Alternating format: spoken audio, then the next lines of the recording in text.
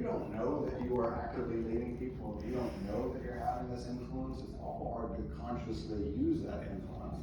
And I think that most of us leave some of our influence on the table. Most of us are unaware of all of the ways in which we do impact people. And they can be on the job, and they can just be on the street. You could smile at somebody when you see them, and that could brighten that person's day, and you have no idea that that gave them the lift they needed to go about their morning. Or they smile at you and you give them a non-response, and you have no idea that that kind of crashed their balloon a little bit. So becoming more aware of the way we are influencing one another is key to consciously influencing one another. And then knowing that if we want to drive our results, we have to pay attention to what it is that you want. It's great to have an intention that I'd like to do this thing over here, but if my attention is over here, that goal isn't really moving forward. And so learning how to align your attention with your intention is the key to generating the type of results that you want. And then once we've got that kind of squared away, this notion of really choosing a good goal in the first place, because there's all of us have at one time or another put a lot of time and effort, real effort, into something that was just ill-advised, right? It may not be the best use of our time or our resources, or it may have been doomed to failure because it was just an unwise approach or an unrealistic approach in the first place. And so kind of understanding all of those things and getting our ducks in a row and those ideas in a row was all part of setting the stage for success. Does all of that make sense to you?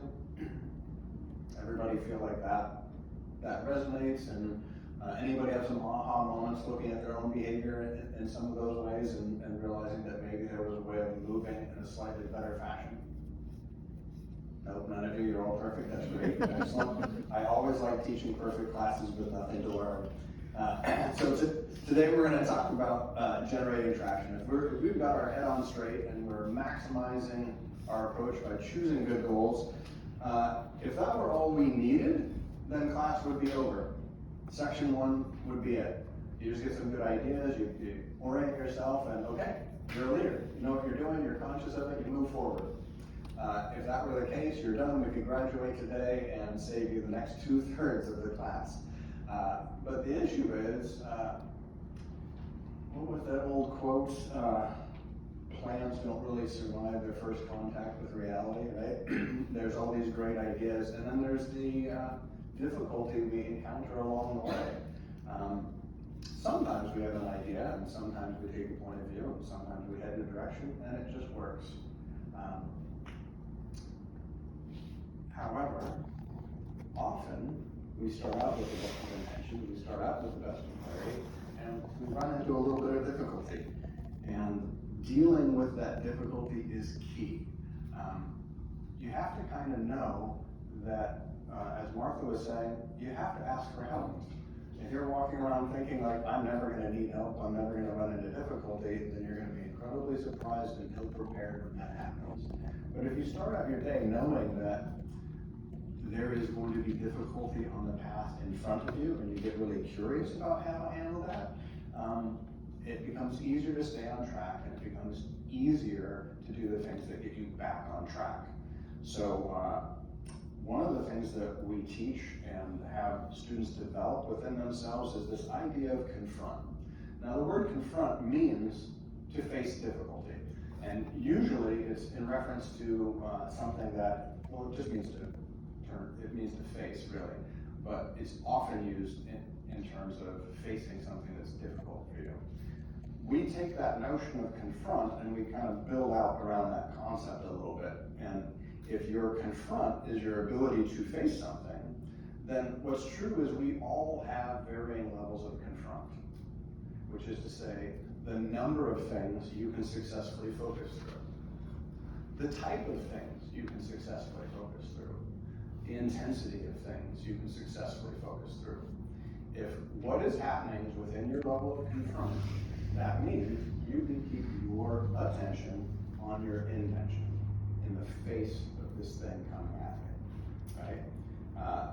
If that thing is more than you can confront, what happens is the difficulty or the challenge usurps your focus. And all of a sudden, I'm now paying attention to my difficulty and my challenge. Why does this matter? This is an incredibly critical moment. Well, you have to keep the bigger picture in mind. Absolutely.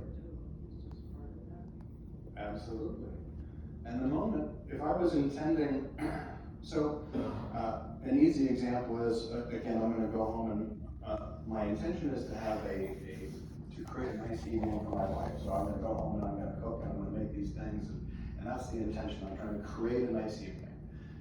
I go home and some of the things I thought I was going to get aren't there, and then the thing is, and then I'm out of milk, and then the pan I need is not. Damn it! Now, all of a sudden, I am subsumed with the number of challenges that just came up, and now I'm upset. I'm pissed the pan's not even clean. But what does that have to do with creating a nice evening for my wife? You would say that the answer is absolutely nothing, right? That has absolutely nothing with the goal of creating a nice evening. But we have this goal, and then we have a plan for how to get there, and then we encounter difficulty along our way, and all of a sudden I'm pissed about the difficulties I'm having, I'm paying attention to how much trouble I'm having, and now I'm dramatizing how little I like what's going on. My voice gets a little sharp, and all of a sudden, this is not the original intention. Somewhere along the way, I went from, hey, let's create a nice evening. How many other ways were there to create a nice evening? Or that, let's create a nice evening this way. Let's create a nice evening this way. Let's create a. One could have done that, but sometimes I fall short. Sometimes I get caught up in my challenges. So at that moment, that was more than I could confront. Now, so in a real way, we would say that confront is almost like the resilience of your focus. There's an amount of things that you can stay focused on your intention through. Now, the cool thing about confront is we're all the same in the sense that each and every one of us has a particular level of confront. And each and every one of us does the same things when we've exceeded our level of confront. We lose our focus. That is exactly what it means. Now, the best or the most important thing we can do is recognize the moment our attention is shifted. Because that is our first chance to bring our attention back to driving the kind of results that we want. So, how are we going to know when our attention has moved off of the goal, off of the actual intention? Well, there's a few signs. And when we exceed our confront, we tend to engage in these behaviors that have very little to do with the goal. And I don't know if you noticed the A, B, C, D, E, F, G action there. It's just a little thing I like to do for my own memory. But also, these are important concepts. So one of the things that happens when we've exceeded our confront, when something's too large for us to handle, it can be something like that simple moment, or it can be a larger goal. I have this thing to do, but it's hard for me, and it's a little bit much for me. So you know what I'm going to do? I'm just going to sort of avoid it. Martha talked about that. This is a big deal. It would be so much easier to just avoid it. Are there any things in your life you'd rather just avoid? Anybody? Am I the only one? No, it's like, no, avoiding. So avoiding is often masked by activity. No, I'm not avoiding. I'm doing all of these other things. I see some heads nodding. We've all done this. I need to do this very big deal, but I'm cleaning the dishes. I'm doing this thing. I'm straightening my shoes up. I'm turning this in the closet.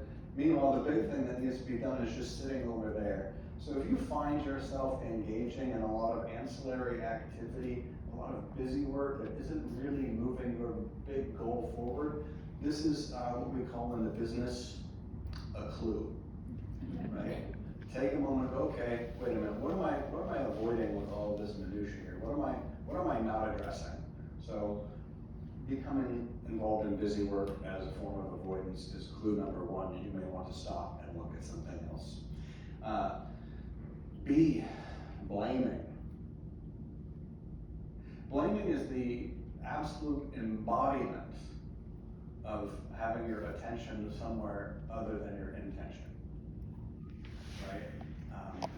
I have a goal, it's about the goal. So if my goal is to create this nice evening, and all of a sudden I'm blaming the fact that the dishes aren't, well, these dishes aren't done, and I'm talking about this, and well, the store didn't have that, it's the store's fault, it's the dish's fault, it's all of this. Blaming is a sure sign we have lost our way. Because even if those things are true, even if the store did not have the milk and the pan was not clean, none of that has anything to do with creating a nice evening. So if I'm talking about those things, I've lost the thread, right? So C, complaining. Complaining is a lot like blaming, only it's something we kind of do to one another. Can you believe the store didn't have that stuff, right? If you're complaining about people, your attention is off mark. I don't even care if that behavior is true. Right? I don't even care if that person did do something that was not in the greater good. The question here is, how are we going to respond to this situation in a manner that forwards our goal? If I'm talking about them and their behavior, do I have much influence over them and their behavior? No. I have a lot of influence over myself and where I'm placing my attention. So complaining, again, is another one of those clues that can cause us to pause and notice what we could do about our intention. D is a good one, denial. We often just deny stuff. No, it's not an issue for me. I do great. And this one, I can't help you with. This one you have to just kind of be sensitive to. You have to listen to feedback. There are clues. If you're in denial about things, there's clues, right? There are signs that people are trying to speak with you, and it really is up to you to slow down and listen to the feedback around you. Leadership is an interesting thing where we have our own intention, we want to pursue our own course and all of these things, but feedback is incredibly valuable. Feedback lets us know how we're doing. Feedback is that early warning system that may let you know that you are missing your mark somewhere, and so pay attention to it. Finally, E, F, and G, we put them all together for eventually finally giving up, right? If we're not confronting something and we persist in all of these behaviors, chances are you're probably going to just give up on that goal, or again, we're going to blame that, well, that was a stupid goal, and I didn't want to do it, I was told it was a dumb goal. And we're just going to move on. That is one choice. The other choice, when you feel compelled to give up on a goal or an intention you have, if you're not finding traction, if you're struggling to bring forth an idea or an intention of yours, it's time to go back to what we talked about last time and kind of review the goal itself. Is the goal a good choice? Can we refine that goal into something that actually is doable for you? Chances are, if you're experiencing a lot of trouble, it's not as well defined as it could be. Does that make sense to everybody? Yes, no, maybe. Bueller. Good. All right. I'm glad that it does, because talking about this stuff is interesting and good, and it's valuable, but it's not as good as actually working with these ideas. So we're gonna, any questions about anything we just covered right there? Nope. All relatively self-explanatory. Good. So if I give you this goal, we'll see if there's any questions. So what we're going to do next is we're going to break for about 10 to 12 minutes, and I'm going to ask you to actually look at your own engagement, your own life, your own professional, personal, whatever it is. I want you to notice, are you avoiding anything? Is there any place where you've been blaming somebody? Is there anything you've been complaining about lately?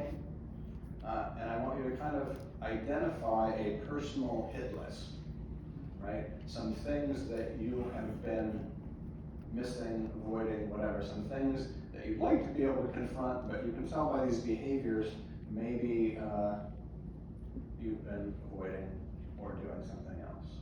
Now, if that's the goal, and I give you 12 minutes to sit there, and you can do it silently by yourself, because this is really for you, it's for nobody else.